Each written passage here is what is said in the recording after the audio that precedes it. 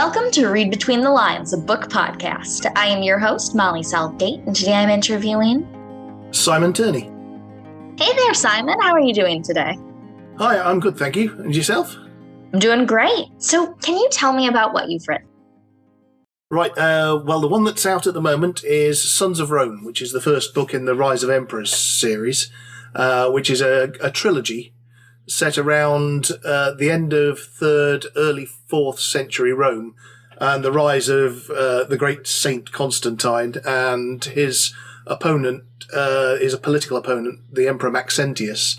So it's all about their rise from their childhood, their struggles to maintain imperium in a world that's largely falling apart, and the strains that the whole political military situation puts on their friendship, gradually pulling them apart until they end up essentially at war, leading to, well, essentially a complete change in the Roman Empire.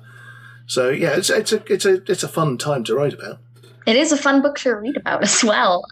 So you have a co-writer for this book, Gordon, who I interviewed on an earlier episode. How did you two decide to work together? Gordon and I have known each other for a lot of years. Before this whole the whole digital publishing world came about, there were a series of sort of peer review websites on the net, and Gordon and I, both as sort of budding young writers, we both belonged to one of these peer review websites, so we were reading and commenting on each other's work long before we were both published. So we knew each other from square one. Then we actually went to a historical event where there were reenactors and, you know, gladiators fighting and all sorts of things, except that there weren't that year because it got rained off. So we ended up in the pub, the two of us, sitting gently getting sozzled and coming up with grand ideas of what we could do together. And it was born from that, really. It was a rainy day thought that exploded into something much bigger. That is amazing. So how did you decide on writing about Rome and this time period? That's an easy one, really. My focus has always been on Rome, on imperial and republican Rome. I've written about Julius Caesar and onwards up through the age of Augustus and Caligula and so on, up to the time when things start to fall apart a little bit, to the age of the soldier emperors and the true sort of corrupt era of Rome. Gordon, on the other hand, has always been a student of Byzantium, of the Eastern Roman Empire after Constantine, writing in the age of the Christian emperors and after the collapse of the West. And realistically, this is when we looked at what we could write, this just fell perfectly in the middle, so that it was familiar enough to Gordon with his late Rome and familiar enough to me with my imperial Rome that we both felt comfortable with it without much of a shift. So it's the perfect middle ground for us both. Cool. So the characters are divided up so that way one of you each writes half of the story. How did you go about creating the character that you had on your end? Right, well, I'm going to assume that Gordon gave you a full lowdown on what he did with Constantine and just concentrate on my own. Obviously, we chose which characters of the two. There were clearly only going to be these two characters we could realistically write about. Gordon was quite happy with Constantine because he was already writing about Christian emperors, and Constantine seemed a sort of natural leap to him, and he's very good at writing battle scenes and martial stuff, so it's perfect for him. Which left me with Maxentius, which I'm quite happy with because my other focus in a lot of writing is the rehabilitation of the emperors that are seen as sort of damned and doomed emperors. People like Caligula and Nero and you know, Commodus, all the emperors who end up essentially going mad and causing chaos. Maxentius fits in with those characters. He is an emperor who was damned after his death. He's considered to be an enemy of the Catholic Church, courtesy of Saint Constantine. He's an underdog. He's a proper damned, ruined underdog, and I love writing those characters. I love a character you can get in the head of and think, well, why is he an underdog, and was he really an underdog? In Maxentius's case particularly, there's an awful lot written about Constantine. He's historically a well-documented figure. Maxentius, of course, only appears here and there in Constantine's various biographies as the opposition. So mostly he's presented as an enemy of the church, an enemy of Constantine, an enemy of Rome. But realistically, I mean, was he? He had as much right to rule as Constantine. He had at least an equivalent reign, an equivalent terrain to rule over, and a bigger army. He had the support of the Senate and the Praetorian Guard. So realistically, from my point of view, Maxentius was a lot more Roman than Constantine, and certainly had as much right to rule. But it's a matter of piecing together what you don't know from the blanks that history's left us. And one thing that particularly interests me is Maxentius is he has left an architectural legacy in Rome that matches some of the greatest emperors. Complete rebuilds of temples and things in the Forum, a great villa, a circus, a new bathhouse on the Palatine. These things only emperors that had proper solid power and that were supported by the city and the Senate really got to do. So there's a lot more to Maxentius than simply Constantine's enemy. And I really wanted to build on that and portray a real man. That is so cool. So what kind of research into these histories did you have to do to learn more about this person? As I say, in Maxentius's case particularly, there's not an awful lot of primary sources you can go to. A few of them, Zosimus and Lactantius, they cover Maxentius's entire reign in just a few short words, and usually they're horrible, nasty words. Oh. But as I say, it's what's not visible in the sources that tells us a lot more about Maxentius. The fact that the only imperial regalia ever found, the only imperial scepters and orbs of state that have ever been found are believed to be Maxentius's, buried just before his last fatal battle. And that tells us a lot about how he was perceived, or how he perceived himself, at least. It's more what's survived and what's been found than what we're told. What we are told, half of it you can clearly brush under the carpet because it's the church condemning a man who fought against their saint. A lot of the research I've done is sort of foot on the ground job, marching around Rome looking at these buildings, seeing and investigating the Rome of his time rather than him. When you're presented with such a shadowy figure in terms of sources, all you can do is work on the world he was part of and try and put him in focus in that world, which is what I've been doing. I think that is so cool. And I especially love how you said, like, you were really going into these places that he was. What was it like writing, like bringing this historical character to life as opposed to some of your other books where you have fictional characters? I try to stick with real characters if I can. I like to build on real people because then you know that you're sort of falling in line with true history. Although obviously you need to be able to build a certain amount of fictional character into them. Mm-hmm. Maxentius is, as I say, probably the easiest of the lot on account of the little work you have to do in terms of what he really was, what you're told he was.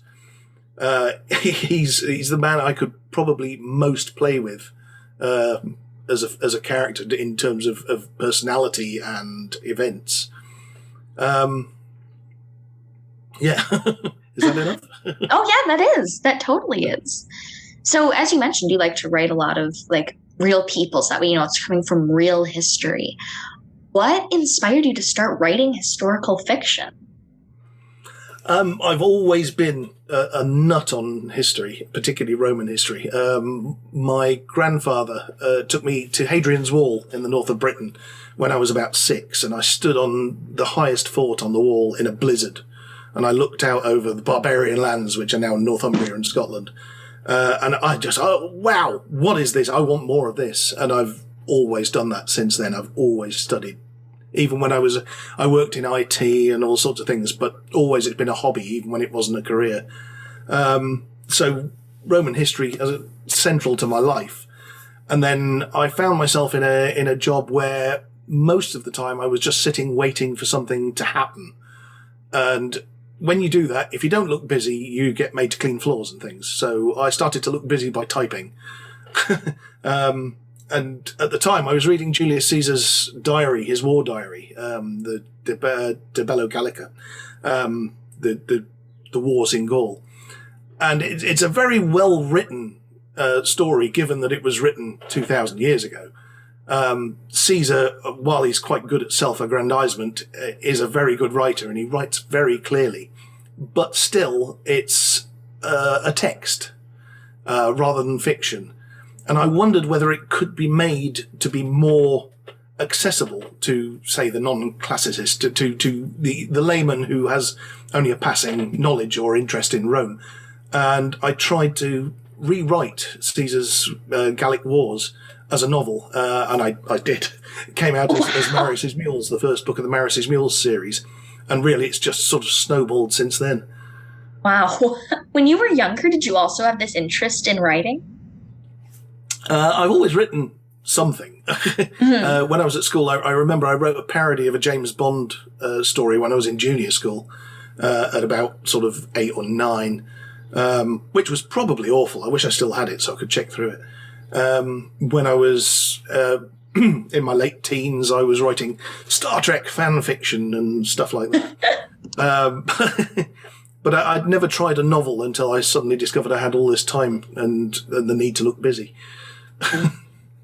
Yeah, definitely. I totally understand that. And fan fiction and things like that are such a natural progression, at least from what I've found as a writer, into being able to do that kind of thing.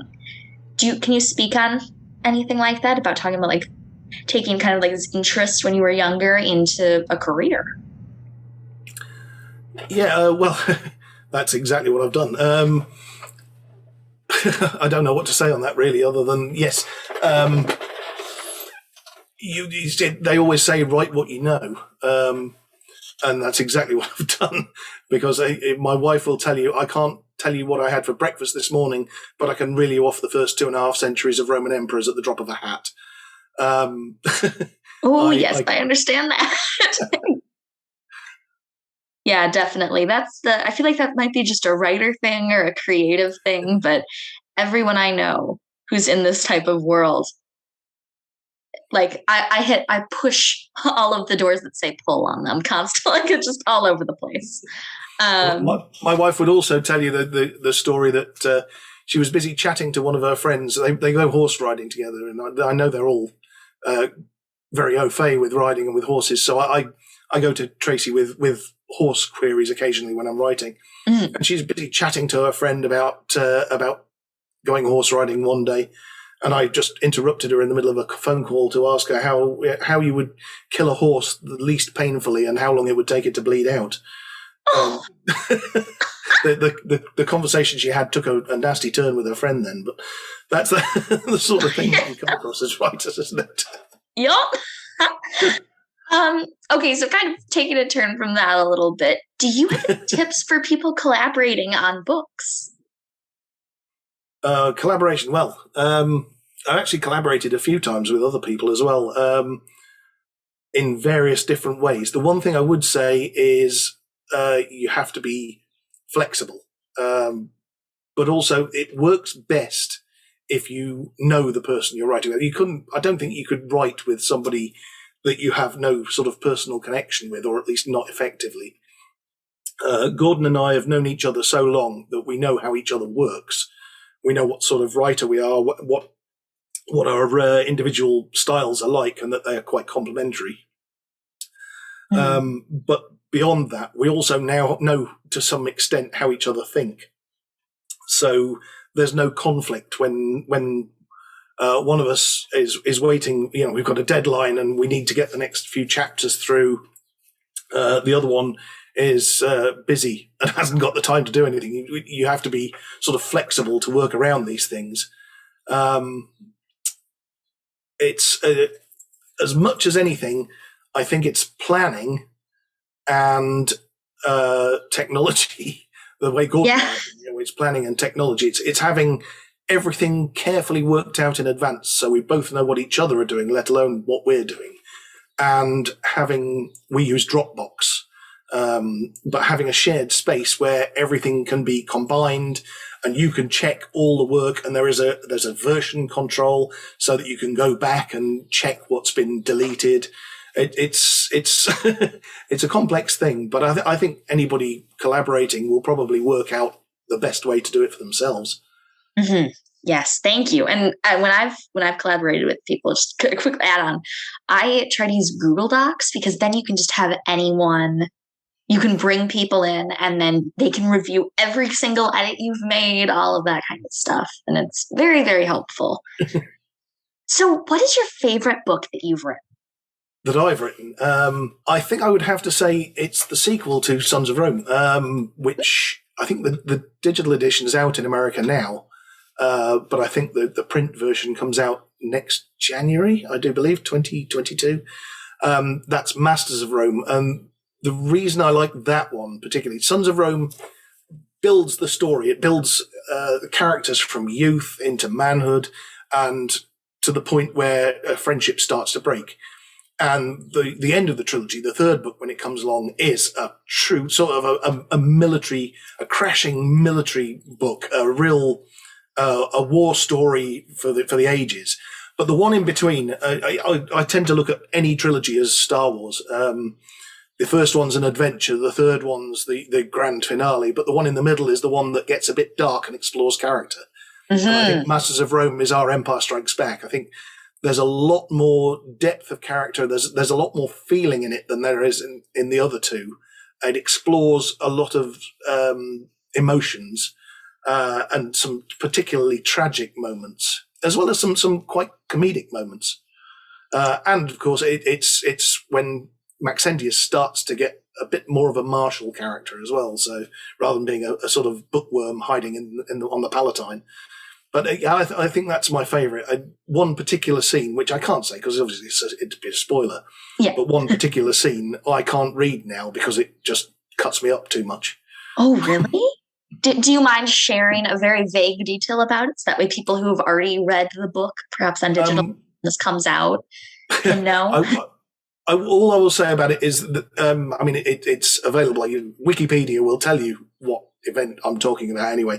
But there is a personal tragedy in Maxentius's life, a family loss that goes way beyond anything else, I think, in the book in terms of emotion. And as I say, I've visited these places in Rome, and I've stood outside a mausoleum connected to this, and stood near the site of where it may have happened, and felt that sort of the pull of disaster and emotion in these places. And that's come out, I think, in the chapter when I was writing it. It just, to me, it feels heartrending. I can't go back over it. I had to read it a dozen times during editing, and now I just can't. Oh, wow. All right. Well, I am really excited to read this new book. That's going to be so good. So do you think in the future with your writing, you'll branch out into other time periods or into other genres? I have to some extent already. I've written a series of fantasy books, but they're, again, still very Roman in their flavour. Mm-hmm. And I've written a few medieval books, a series on the Knights Templar. And I'm branching out into a sort of late Dark Ages, early medieval thing now as well. But again, that involves Byzantium. So there's usually some kind of Roman connection in there somewhere. Mm. I have tried to write comedy, but I can't keep it up. I think writing comedy is much, much harder than writing anything serious. It is so hard. The pressure to be funny all the time is just too much. I know. And then every time for me, it's just like this weird, wacky thing that I'm like, no, this is not funny. I thought it was funny at 2 a.m. Some of my favorite books are comedy books and comedy writers. but I just can't keep it. I can't do it myself. Yeah. Yeah. Do you mind sharing any of those books or authors that are some of your favorites? Easily, Terry Pratchett and Douglas Adams. Oh, yeah. Particularly Douglas Adams. The Hitchhiker's Guide and the Dirk Gently novels, just they leave me with my sides aching every time I read them. But again, Terry Pratchett, I'm reading some of the Discworld novels to my kids at the moment, and I just come away from it just smiling at the end. It leaves me with a grin for hours. Yeah. I've never read those books. I like read little bits of it, bits and pieces, but I definitely think I should revisit. Yeah, definitely. Well, it was really great to talk to you today. I just have one final question, and that is, what do you have coming up? What do I have coming? Right. Well, obviously there's the second and third book in this series, but I don't think I need to expand on that anymore. And I've got a few other Roman series that are sort of ongoing. But in terms of new and exciting stuff, as I said, there's a series that it's not actually been publicly revealed yet, but it's so on the cusp. I'm just going to blow it and say, here we go. There's a Viking series coming through Canal called Wolves of Odin, which is set around the time of 1066, the Norman conquest, early 11th century. But in Eastern Europe, around the Byzantine world again, Constantinople and Georgia and so on. So that's something that I've got coming that I'm thoroughly enjoying delving into at the moment because it's new, fertile ground for me. And also I've just sold another Roman duology, I suppose, or a biology I've seen it written as well, a 2-book series to Head of Zeus, who produced Sons of Rome. Set in Roman Egypt, so that one's on its way as well. Yeah, well, that is awesome. Well, once again, thank you so much for coming on. I'm really glad that we can make this work. Thank you. For Read Between the Lines, my name is Molly Southgate. And I'm Simon Turney. Let's end this the way all great stories end. Happily ever after? The end. The end. Thank you for listening to Read Between the Lines, a book podcast. This episode is hosted by Molly Southgate. It is edited by Rob Southgate and produced by Southgate Media Group. You can get in touch with the show at readbetweenthelines@gmail.com, or you can send us a voicemail at 708-887-9473. That was 708-887-9473. You can also find us on Instagram at Read Between the Lines Podcast. Thank you so much for listening.